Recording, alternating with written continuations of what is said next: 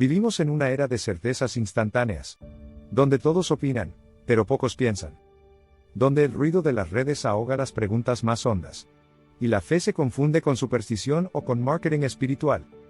Pero, ¿qué pasa cuando nos detenemos a mirar más allá del brillo de las pantallas? ¿Y si la duda no fuera enemiga de la fe, sino su punto de partida? Aquí no encontrarás respuestas fáciles, sino caminos para pensar, sentir y creer con profundidad. Bienvenidos a La Duda y la Fe, un espacio donde la mente busca comprender y el corazón se atreve a creer. El espejismo de la libertad. Vivimos convencidos de que somos libres. De que cada elección, desde la ropa que usamos hasta el celular que compramos, es fruto de nuestra voluntad.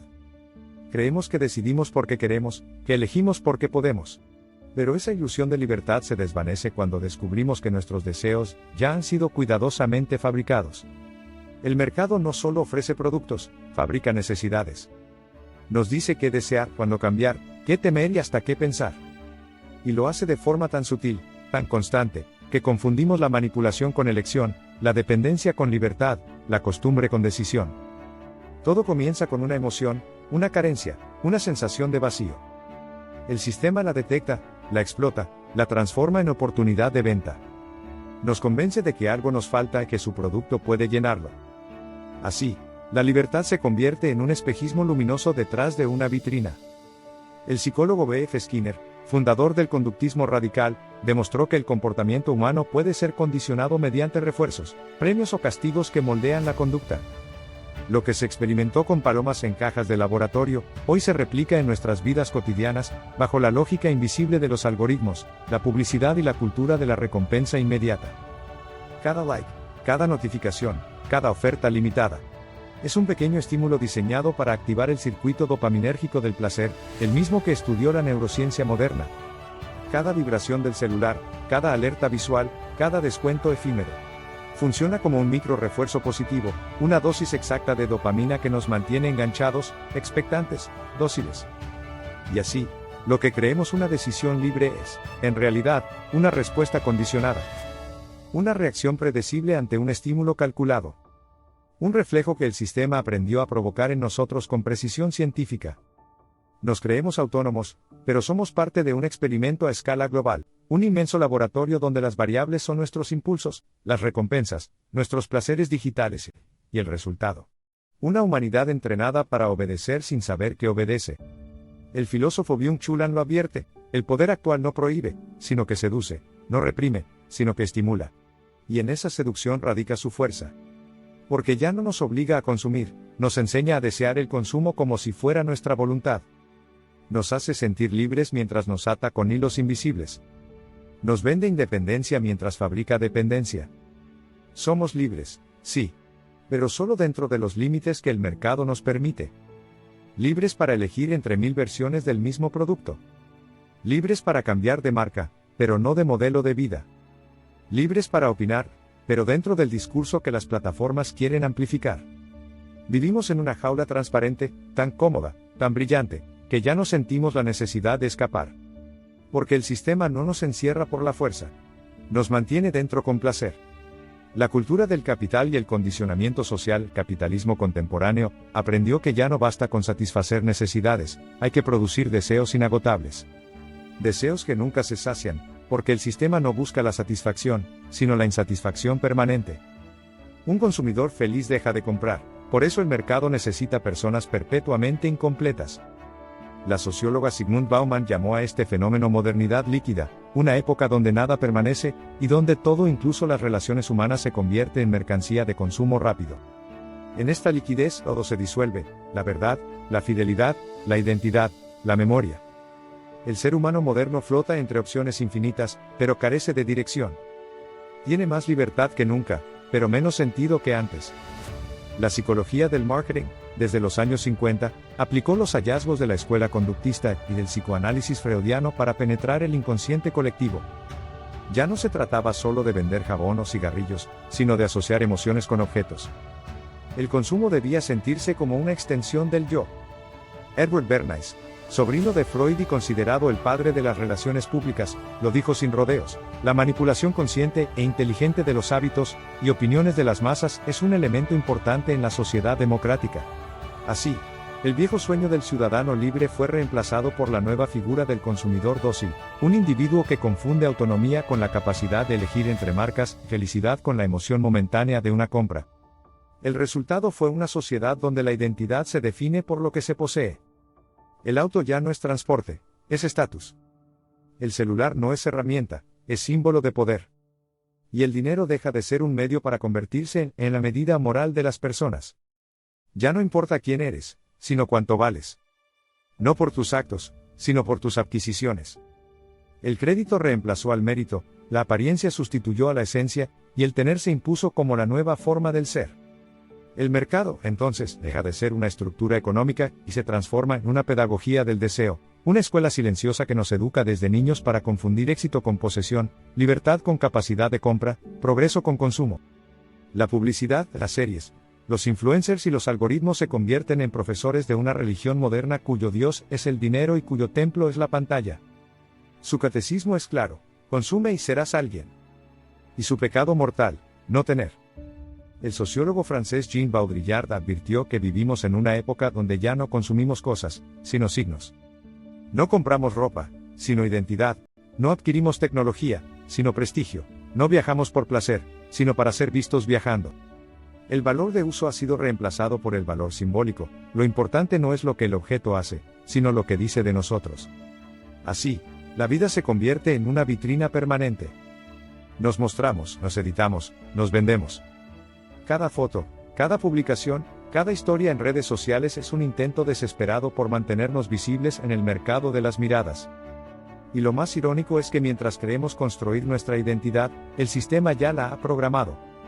Nos hace sentir únicos mientras seguimos patrones globales. Nos promete autenticidad mientras nos uniforma. Porque el capitalismo no impone con violencia, seduce con promesas. No obliga, sino que invita con una sonrisa luminosa. Y en esa seducción radica su fuerza, porque quien se siente libre, no se revela. La trampa del éxito y la independencia falsa en la era de las redes sociales, la manipulación adopta una nueva forma. Ya no nos bombardean con anuncios directos, ahora nos persuaden a través de modelos aspiracionales. Influencers, coaches financieros, gurús del éxito personal. Todos repiten el mismo mantra: puedes ser libre si aprendes a generar más dinero.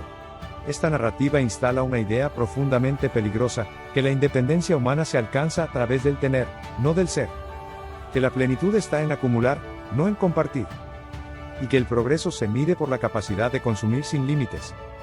Pero la psicología social moderna, en especial los estudios de Daniel Kahneman y Richard Thaler, demuestran que el exceso de opciones y el consumo compulsivo no generan bienestar, sino ansiedad, frustración y vacío existencial. El Homo economicus que el sistema ensalza, ese individuo autosuficiente que compra y compite, es en realidad una criatura solitaria, vulnerable y permanentemente insatisfecha.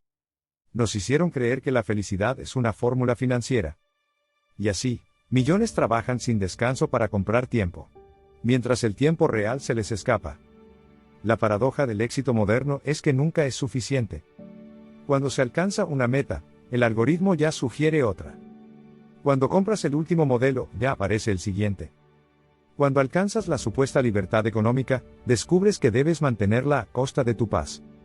Vivimos bajo una especie de colonización del deseo. Nuestros anhelos ya no nacen del alma, sino del marketing emocional que convierte la carencia en motor de consumo. Las redes sociales son hoy el nuevo laboratorio conductista. Cada like funciona como el refuerzo positivo que nos condiciona a producir contenido, a mostrar una vida ideal, a competir incluso en la felicidad. Y mientras tanto, se disuelven los lazos humanos. Las relaciones se vuelven transacciones. El amor se mide en compatibilidades de aplicaciones. El cuerpo se convierte en escaparate. Y la amistad en una colaboración rentable. Nos prometieron independencia, pero nos ataron a la dependencia más sutil, la del reconocimiento ajeno. El sistema no necesita cárceles físicas, basta con que busques aprobación constante. Esa supuesta libertad financiera que venden los gurús es, muchas veces, una nueva forma de esclavitud psicológica, una carrera sin meta, una competencia perpetua, donde el fracaso se percibe como culpa personal, nunca como resultado estructural de un modelo que necesita que la mayoría no llegue para que unos pocos destaquen. Las consecuencias ya se sienten: jóvenes que renuncian a tener hijos porque no pueden mantenerlos, adultos que temen detenerse por miedo a perder el ritmo, familias que se disuelven porque el tiempo compartido no genera beneficios medibles. Nos han convencido de que es mejor invertir en uno mismo que apostar por los demás. Y sin darnos cuenta, hemos cambiado el calor del hogar por el brillo frío de una pantalla. La comunidad por la competencia. El sentido por la rentabilidad. Y así, bajo la ilusión del éxito, hemos aceptado ser piezas de un sistema que solo se sostiene si seguimos comprando sueños fabricados. 4. El ciclo del consumismo y el descarte. La economía moderna se sostiene sobre un principio cruel: nada debe durar. La llamada obsolescencia programada no es una falla técnica, sino un método planificado para mantener vivo el ciclo del consumo.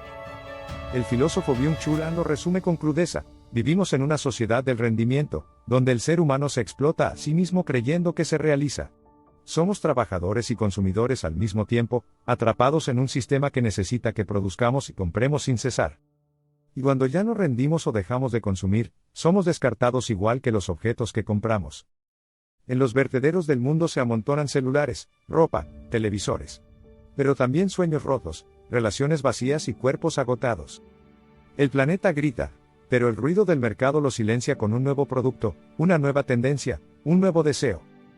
La soledad del consumidor moderno, la manipulación del mercado no solo ha colonizado nuestras mentes, sino también nuestros vínculos. Nos enseñaron que la familia limita, que los hijos son un gasto, que el compromiso es una pérdida de libertad. Así, el individuo moderno, aparentemente independiente, vive atrapado en una soledad programada. La antropóloga Eva Illouz advierte que la cultura de consumo afectivo, esa que convierte las relaciones e intercambios emocionales medibles, ha destruido la noción de amor como entrega. En su lugar, hemos instalado un modelo de vínculo basado en la utilidad: mientras me sirvas, te amo; cuando dejes de hacerlo, te descarto. El mercado triunfó incluso sobre los afectos, convirtió el amor en un contrato, la amistad en networking, la vida familiar en una amenaza para el rendimiento económico. Cada vez más personas deciden no tener hijos, no porque no los deseen, sino porque el sistema les ha convencido de que no podrán sostenerlos en un mundo donde todo se compra y nada se comparte. Nos venden estabilidad, pero nos condenan a la precariedad emocional. Nos prometen comodidad, pero nos quitan el sentido. El despertar, volver a ser humanos. Sin embargo, aún hay esperanza. La historia demuestra que ningún sistema puede dominar indefinidamente el espíritu humano. Cuando la manipulación se vuelve demasiado visible, surge la conciencia. Despertar no significa huir del progreso, sino reconciliarlo con la ética y el sentido humano. Significa recuperar la capacidad de pensar, de elegir conscientemente, de valorar lo esencial. Hoy más que nunca, resistir al mercado es un acto espiritual. Es volver a mirar al otro sin verlo como un competidor. Es redescubrir el valor del tiempo compartido, de la comunidad, del trabajo con propósito y del amor no utilitario. La verdadera independencia no está en la abundancia de bienes, sino en la libertad interior para no depender de ellos.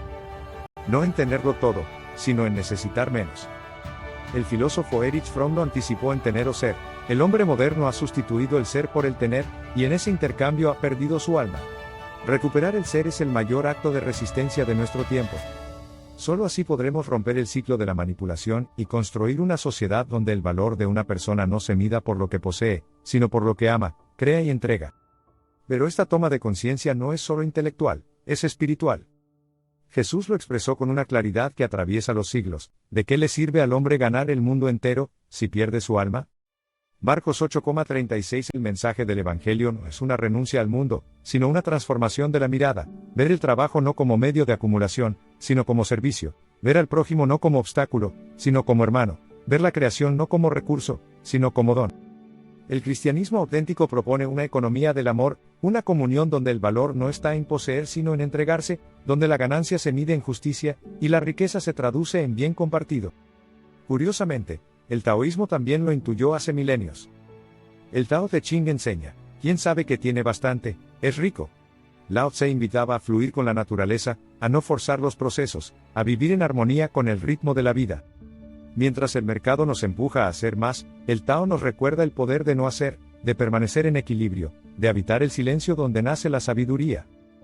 Ambas visiones, la cristiana y la taoísta, coinciden en una verdad esencial: el ser humano solo puede sanar cuando deja de mirarse como consumidor y se reconoce como criatura, como parte viva de un todo más grande. Despertar, entonces, no es solo cuestionar el sistema, es reconectarse con lo sagrado de la existencia. con el pulso interior que nos recuerda que somos más que cifras, que métricas o que marcas. Es volver a ser humanos. Y quizás, solo cuando volvamos a ser humanos, el reino de Dios o el Tao, o la plenitud del ser deje de parecernos una promesa lejana y comience a florecer aquí, entre nosotros. El mercado no teme a quienes consumen. Teme a quienes piensan. Porque pensar es el primer paso para ser verdaderamente libre. Y quizás, el mayor gesto de rebeldía hoy sea recordar que lo esencial no se compra. Que la felicidad no está en el catálogo, que el amor no se mide en likes, y que la libertad no se descarga desde una aplicación. Vivimos rodeados de pantallas que nos dicen qué mirar, pero tal vez el verdadero desafío sea volver a mirar con el alma. Preguntarnos, en silencio, ¿qué parte de nosotros sigue siendo auténtica? ¿Qué deseos realmente nacen del corazón? ¿Y cuáles nos fueron implantados por un sistema que teme al espíritu crítico? Porque el despertar no ocurre afuera, empieza cuando alguien se detiene, cuestiona, y se atreve a dudar. Y en esa duda, cuando ya no basta con consumir respuestas, nace la fe verdadera, la que busca comprender, la que no teme preguntar, la que nos reconcilia con lo humano y lo sagrado. Si algo de esta reflexión te resonó, si también sientes que es hora de repensar lo que somos y hacia dónde vamos, te invito a suscribirte al canal La Duda y la Fe, a dejar tus ideas, tus preguntas y tus experiencias en los comentarios. Porque este espacio no busca convencer, sino conversar. Y tal vez, entre tus dudas y las mías, descubramos juntos que la fe más profunda nace del pensamiento más libre.